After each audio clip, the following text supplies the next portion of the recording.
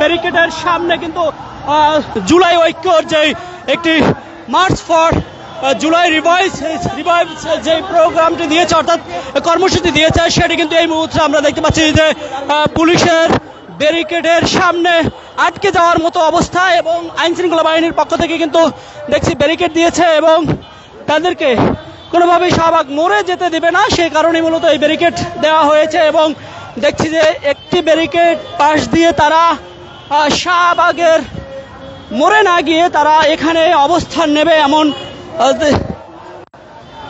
কথার পরিপ্রেক্ষিতে কিন্তু আমরা দেখছি যে এক পাশ ছেড়ে দিয়েছে ইতোমধ্যে, এবং তারা নিশ্চয়ই এখানে কথা বলবে।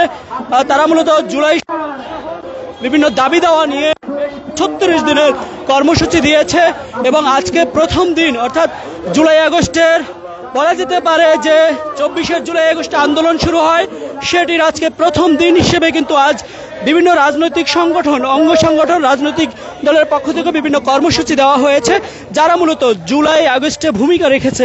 আজকে একটা বছর পরেও রাষ্ট্রের পক্ষ থেকে এখনো পর্যন্ত আমাদের যে জুলাইয়ের স্বীকৃতি, সেই স্বীকৃতি পাইলাম না। আমরা জুলাইতে কি করেছি?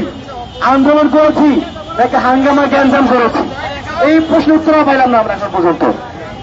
আজকে আমরা জুলাইতে আমরা বলছি গণ অভ্যুত্থান, আমরা বলছি বিপ্লব, কিন্তু আজ থেকে 50 বছর পরে গিয়ে আমাদেরকে এই জন্য ধরা হবে, তোমরা জুলাইতে ঝামেলা করেছিলে, তোমরা জুলাইতে রাষ্ট্রদ্রোহী কার্যক্রম করেছিলে, এই বলে আমাদেরকে ধরা হবে। তার দায়িত্ব বড় কথা, এতগুলো মানুষ জীবন দিয়েছে, তাদের আমরা স্বীকৃতি কোথায়?